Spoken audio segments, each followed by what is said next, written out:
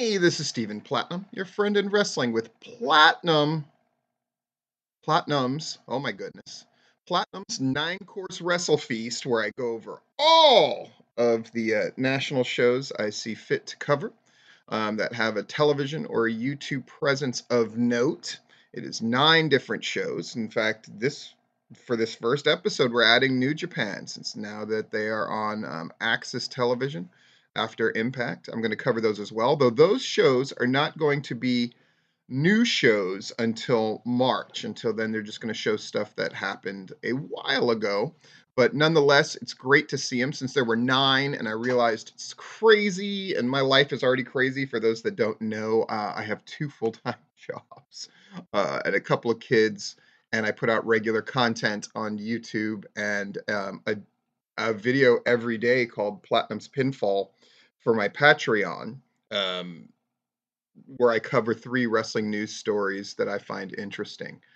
So all of that's going on, and doing the shows each day didn't seem practical, though I still watched them and I still took notes. I was finding myself watching the shows at different times.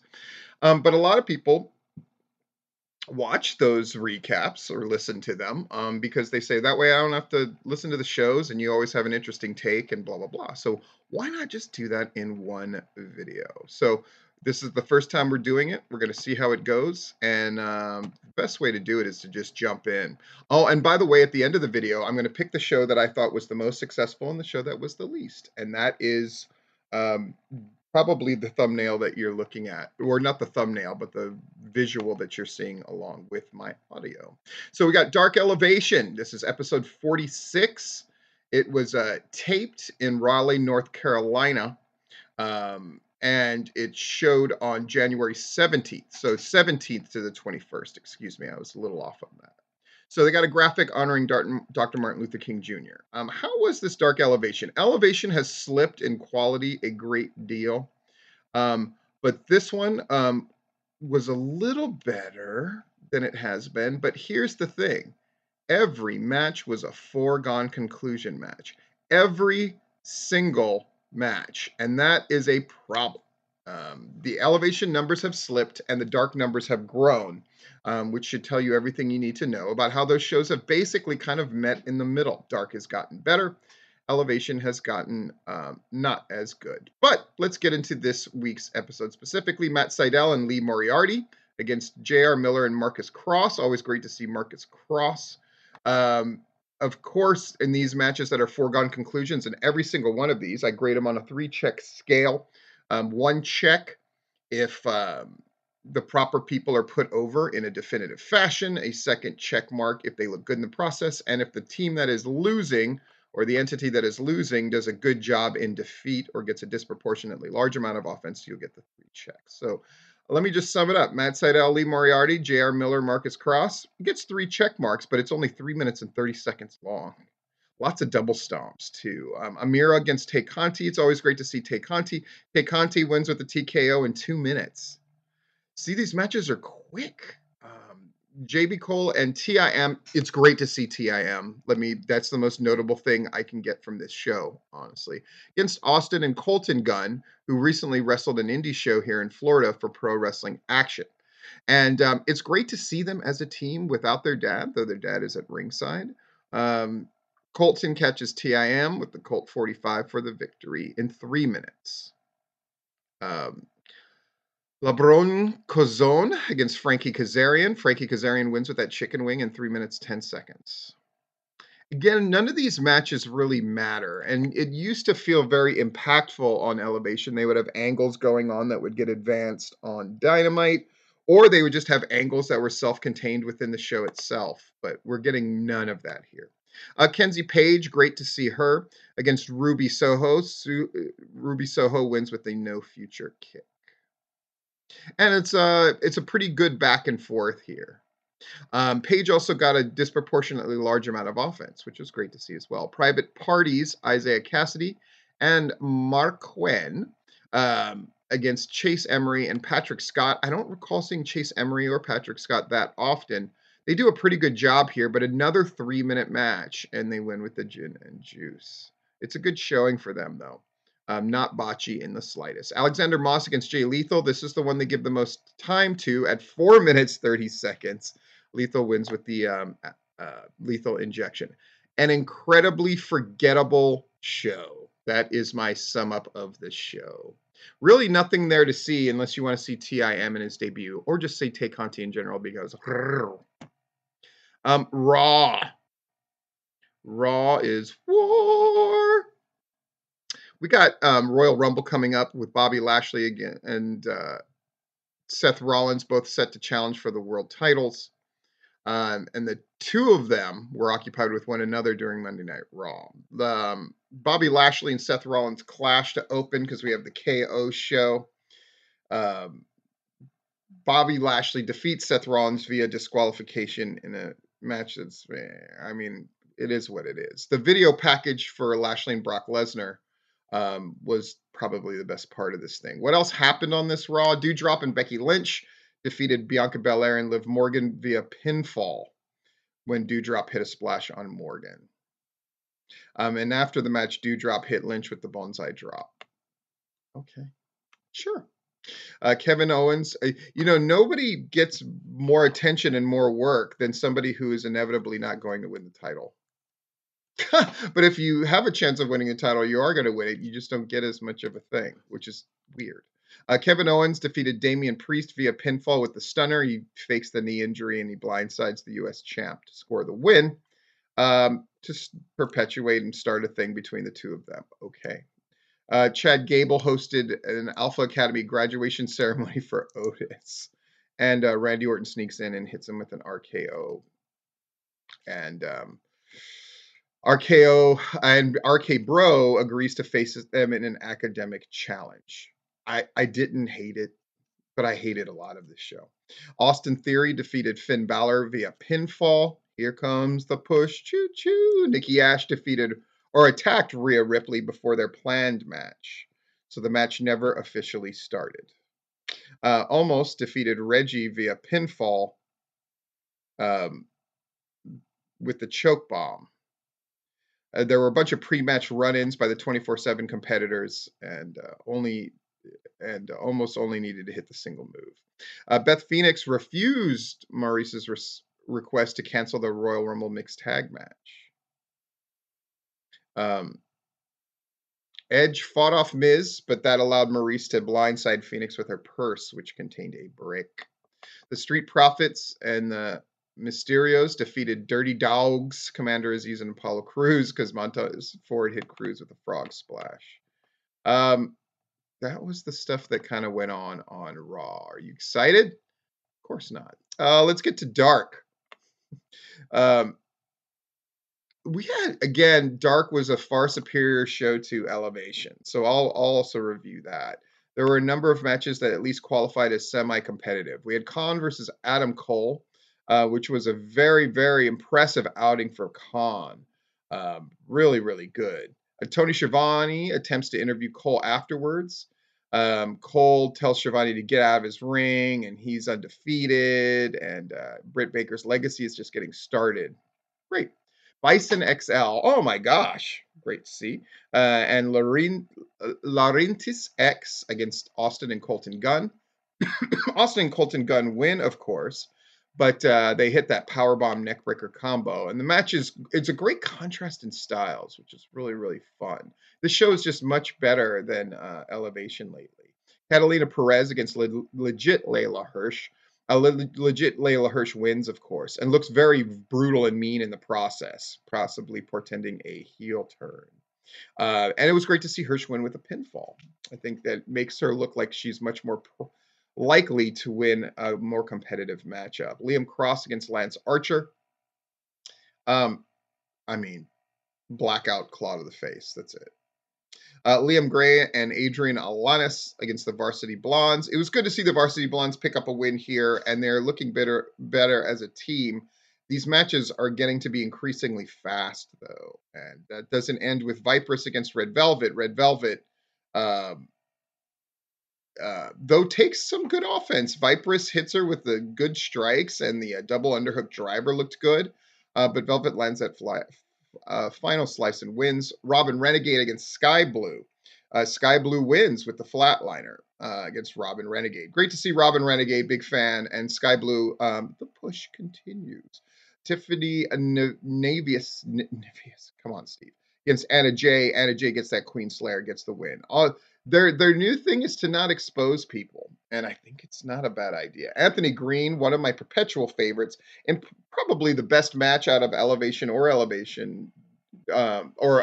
of Dark, excuse me, with Daniel Garcia. A really great back and forth here. And it took 2.0 actually helping Daniel Garcia at various points. There's a kind of an abdominal stretch finisher, and he makes Green tap out. But Green looks really, really, really good here. This one's worth going out of your way to see. Brandon Bullock and Jameson Ryan against Bear Country. Bear Country, of course, win with the Bear Bomb. And there's some comedy there. And it is what it is. And then finally, our de facto main event, the Wingman of JD Drake and Peter Avalon against Orange Cassidy and Wheeler Utah. Orange punch on Drake for them to win the match. Not much to it, but there was some back and forth here. And a very good AEW Dark show that was, again, much, much better, in my opinion, than the Elevation. Let's go to NXT. NXT happened, of course, on the 18th. LA Knight opens the show. Grayson Waller gives him a restraining order. Knight, Loomis appears behind Waller and almost traps him. Knight exclaims Waller has two options. Either he lifts the order and faces him, or Waller can face Loomis instead. So we get Dexter Loomis against Grayson Waller. Grayson Waller manages to win, hitting his rolling stunner, because someone attacks Loomis from behind and rolls him back to the ring. Dusty Rhodes Tag Classic Round 1. The Creed brothers against Briggs and Jensen. That's kind of a big match. The Creed brothers win that one. Dante Chen versus Guru Raj. No contest because Duke Hudson hops the barricade and attacks both men. Backstage, Joe Casey tells Harlan he's disappointed they aren't in the Dusty Classic. He isn't mad at him, though. Odyssey Jones is standing by with a crutch. And it's not very good. Tony D'Angelo's in the ring with a casket and a memorial photo of Dunn. He gives him a eulogy. D'Angelo wants the North American Championship. Trick says he thought they were all boys. He says, we're teammates, but boys, not at all. D'Angelo tries to attack Grimes, but Grimes ends up smashing the framed picture of Dunn over his head when he comes out. Kaylee Ray against Ivy Nile. Ivy Nile wins with a roll-up. Backstage, Harlan has destroyed Odyssey Jones. After the match, by the way, Toxic Attraction hits the ring to attack Ray. Indy Hartwell and Persia make the save. Ugh, the show is not good, folks. Legado del Fantasma against Idris Enofe and Malik Blade. Your foregone conclusion match. But no! Idris Enofe and Malik Blade win with a roll-up because of a distraction. Dakota Kai against Yulisa Leon. Dakota Kai wins after the GTK in a match that's not very good, but not very long. Backstage, Cora Jade tries to convince Raquel Gonzalez, who apparently is going to be on her way out, to be her partner in the Dusty Classic. Gonzalez says it's Jade's fault that she isn't in the NXT Women's Champion. Thanks, but no thanks. Blade and Enofe are celebrating. Braun Breaker walks in and they dap him up. Breaker says they won that match on their own and wishes them good luck in the Dusty Classic. A stamp of approval. Walter against Roderick Strong. Walter wins in pretty definitive fashion, and he says, I'm Gunther. Dynamite. Dynamite was a much better show than last week's pretty dismal show. John Moxley talked in the beginning. That's worth going out of your way to listen to. I'll always let you know when something's worth going out of your way to watch. And so far, that's been exactly two things out of all these shows. The Anthony Green match against Daniel Garcia, and that John Moxley promo. Adam Cole and Britt Baker defeats Orange Cassidy and Chris Statlander. It was really cool to see a mixed tag on there. CM Punk defeats Sean Spears. The Kings of the Black Throne defeat the Varsity Blondes in pretty definitive fashion. So it looks like they're going to be a thing because goodness knows AEW didn't have enough tag teams. No, they have another great one. That was sarcasm. Lance Archer defeats Frankie Kazarian in pretty definitive fashion. Serena Deeb continues this like streak of violence and just getting a massive push, and I think it's pretty awesome. And then Sting and Darby Allin defeated the Acclaimed in something that ended up being a lot of fun in a much stronger Dynamite than they've had. It was good to see them get back on the track. The promo by Cody Rhodes is worth listening for a completely different reason. I really don't know what to make of it, except I'll say this. It's fascinating, which is something, right? Impact Wrestling on January 20th. It was headlined by Josh Alexander and the returning Charlie Haas, though Charlie Haas did get injured, so I think they had to cut that match short. Though they did a good job of editing it, so you couldn't really tell. But it was really that invading squad from Ring of Honor that's really stole the show. Tasha Steelz against Chelsea Green. Really good match. It was great to see Steelz get the ring on Green. It wasn't a really good match. Let me correct that, but I thought it was pretty good. James and Steele threw fists before Green joins the champion in clearing the ring of the number one contender. So weird alliances and bedfellows being made. The Influence against Decay. The Influence beats Havoc, basically.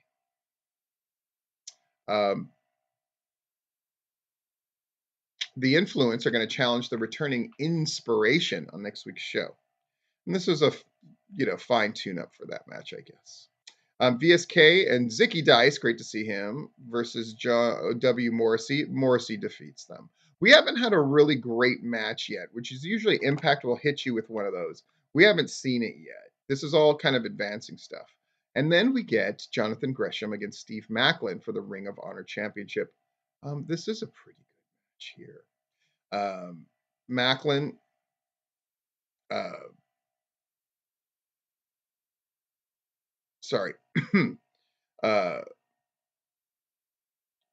gets defeated by Gresham, who retains his Ring of Honor championship. So Gresham locks him in that submission. Maclin ends up getting pinned instead of submitting, but loses nonetheless. There was also a presence from Matt Taven, Vincent Picio, Maria Kanellis, and Mike Bennett during that match, which means we're looking over Ring of Honor stuff. Kind of a cool thing to set up. Joe Doring and Doc Gallows against Rhino and Heath Slater. Gallows and Doring defeat Rhino and Heath. His Gallows always got a win. It was very mad. Charlie Haas and Josh Alexander was very good. The long and short of it, though, is Josh Alexander wins, right? And then they get jumped by the Ring of Honor guys. Chris Sabin jumps in the ring to make them save. Rich Swann, Willie Mack, Heath and Rhino, Eddie Edwards with a kendo stick. Kanellis grabs the microphone, said they used to believe in honor, but that's all changed. This is honor no more. And they have a stare down. Great stuff, but that is not our show of the week. In fact, Friday night provided us our worst show and best show of the week. Let's talk about SmackDown first. SmackDown was fucking terrible. Had a celebration for Roman Reigns' record-breaking 508-day title reign. That was okay. Naomi against Charlotte Flair with Sonya Deville as the referee was pretty awful. Kofi Kingston against Madcap Moss was pretty uneventful. Seth Rollins and Reigns continue their feud ahead. The Usos do their thing. The best was the promo segment close to the beginning, where they set up the if the Usos win, Rollins loses his title shot. If You guys win. Then the Usos are barred from ringside for their match. So that was the best thing, but the matches themselves were just awful. Aaliyah defeating Natalia was awful. Viking Raiders against Los Lotharios was, I guess it was what it was. Naomi and Charlotte Flair, where Flair beat Naomi because DeVille calls for the bell. Johnny Knoxville interrupting Sami Zayn. Jeff Jarrett showing up after Ricochet versus Sheamus was pretty funny, but Sheamus defeating Ricochet again, just none of it felt very consequential in the least.